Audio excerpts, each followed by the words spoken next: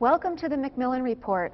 I'm Marilyn Wilkes, your host, and our guest is Professor David Cameron, a professor of political science at Yale and the director of the program in European Union Studies at the Macmillan Center.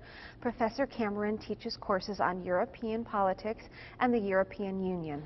He has written extensively about the impact of trade openness on government and, with respect to the EU, about the initiative to complete the internal market, the operation of the European monetary system, and the enlargement of the EU. Professor Cameron joins us today to talk about the EU and the European economics crisis. Welcome, Professor Cameron. Thank you, Marilyn. It's good to be here. So, let's do a little crash course in EU 101. What is the European Union? Okay, the European Union is a union of states. There are now 27 states. It began with France, Germany, Italy, Belgium, Netherlands, and Luxembourg back in 1952 in the coal and steel community. And over the years, it's expanded its functions and it's expanded its membership so that now it's 27 states. And probably within a decade or so, there'll be 33, 34, 35 states. So it's a very large organization. It's more than an international organization. It has a dense array of institutions at the supranational level, a parliament, a commission, council of ministers. So it's a unique entity. Mm-hmm. Like the United States, Europe is facing a pretty bleak economic forecast. How does what the EU is facing similar or dissimilar to what the United States is going through? It's facing the same crisis. It's a global crisis. It's a global financial crisis, and it's having a very severe effect in Europe. There's a very large contraction going on in Europe, increase in unemployment as here. And the major problem is the Europeans really haven't as yet responded as aggressively to the contraction as the American administration or the British administration of Prime Minister Brown. Okay, and in a letter you wrote appearing in the Financial Times, you state that Europe needs a much larger stimulus. How much more do you think is needed and why? Well, in November, back in November, the European Commission, which is the technical civil service of the European Union, drafted a plan for a stimulus of 200 billion euros, which would be about 1.5% of GDP. Now, you compare that with the Obama stimulus of $787 billion, which is about 5.5% of our GDP.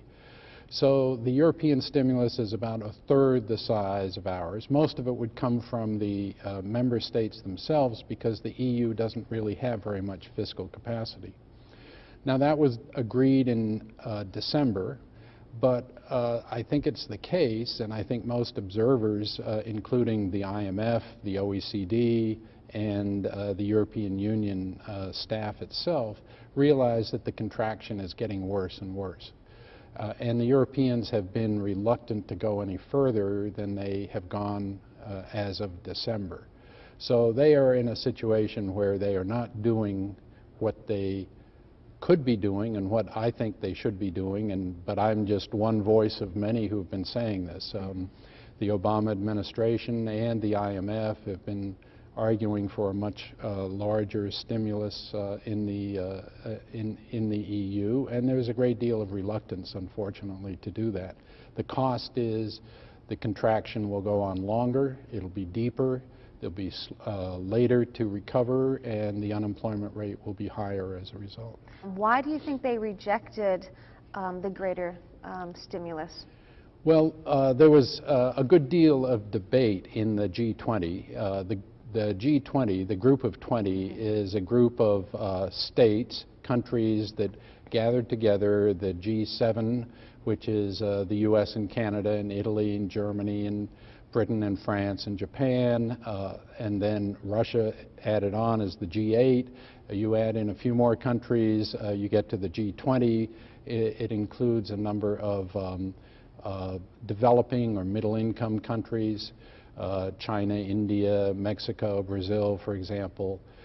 And the G20 met in London on April 2nd last week and had a serious meeting dealing with all aspects of the crisis. They could agree on the need for the IMF to have a substantial increase in its resources, which could be made available to countries having a balance of payments crisis. They could agree, at least in principle, on increasing financial regulation.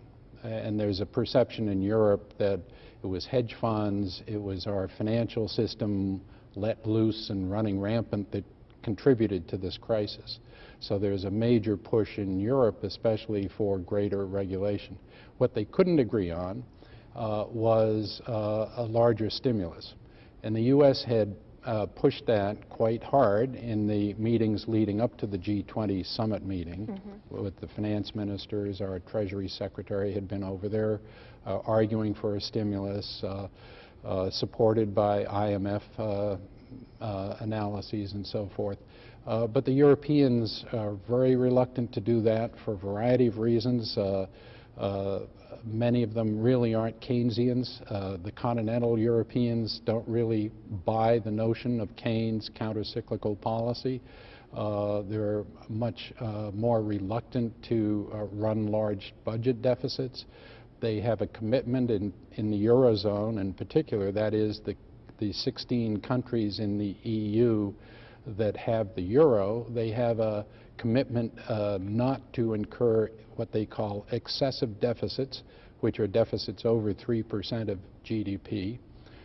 You can't really do an aggressive stimulus without violating that rule in the Eurozone, and the German government in particular is very reluctant to support that, any such deficit. So there was an agreement prior to the G20 that the Americans wouldn't push, and the issue was papered over. So basically, nothing was done in terms of a fiscal stimulus. It was the great, from my point of view, the great failure of the G20 meeting that there wasn't a concerted effort. Many of the countries in the world are running very substantial countercyclical policies designed to pull the world and the country out of the recession. China's doing that, Japan's doing that, Britain's doing that, we're doing that. Unfortunately, the Europeans aren't. And who that hurts especially, I think, are some of the Europeans themselves, in particular the countries of Central and Eastern Europe, which depend on demand in markets in Western Europe for the sale of their goods. And they're being hurt and suffering greatly. Several of the countries, Latvia, Hungary, now Romania, are about to have to go, two of them have gone, and Romania is soon to go to the IMF for a substantial package of emergency funding, which is a signal of the extent to which their economies have deteriorated. So the issue is still on the table. My sense is the Europeans will meet in the European Council, which is the group of leaders, of heads of state and government of the EU, the 27 leaders, will meet again in June. They met in March and decided not to do anything. They'll meet again in June to assess their December recovery plan, and my suspicion is they will realize, as the OECD pointed out last week, that the contraction is much more severe than people thought it would be. It's getting worse.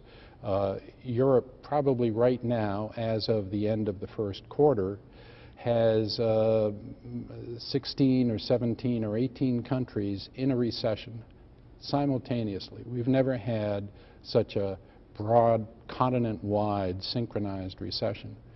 And my sense is the Europeans will realize and come to the realization that they have to do something. So you've painted a pretty bleak picture. So moving forward, do you, what do you think will happen?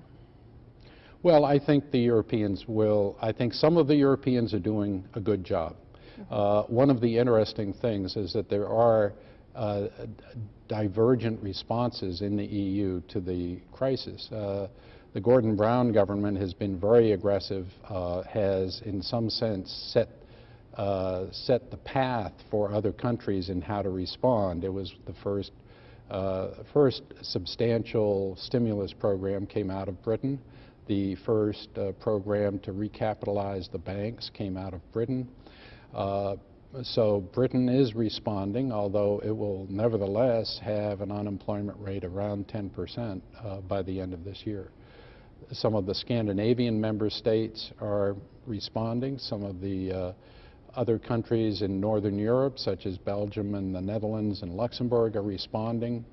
The real foot draggers, it seems to me, are France and Italy and Spain, especially France and Italy, which could be doing much more than they are doing right now. And my sense is they will decide and realize they have to do more than what they're doing. There is an argument that Europeans make, and there's some validity to it, that because they have a much larger welfare state, at least some of them do, and a much larger scope of spending by the government, that they have larger automatic stabilizers, which are essentially the automatic countercyclical aspects of fiscal policy, revenues dropping in a time of contraction, and expenditures increasing in a time of contraction without the government doing anything. It just happens automatically.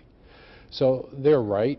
To some extent, the European countries do have larger automatic stabilizers, but they're a small portion of what is needed. So they really do need a more substantial commitment in the range of 1 or 2 or 3 percentage points of GDP in fiscal stimulus, which means basically increasing the size of the deficit or reducing the size of the budget surplus in those few countries that have a surplus. So my guess is they will get their act together, but it takes some time with 27 countries. Sure.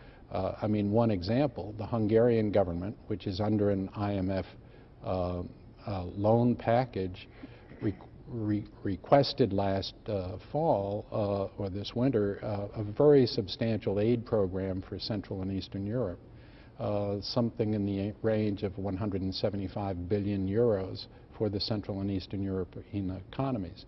The Polish government immediately said, no thank you, we don't need that, we're doing fine. And the Czech government did as well. There are problems in the EU because of its size, its diversity, that makes it very difficult for them to agree on anything, and it takes longer for them to do anything than, say, an American government or a British government. And that's part of the reason. So unfortunately, the Europeans will suffer as a result. Well, hopefully things will turn around sooner rather than later. Thank you very much for being with us here today and sharing some of your thoughts on the EU and the ongoing financial crisis. Thank you. For more information about Professor Cameron and his work, please visit our website at yale.edu/Macmillan Report. Be sure to join us again for another episode of the Macmillan Report, made possible through funding from the Whitney and Betty Macmillan Center for International and Area Studies at Yale.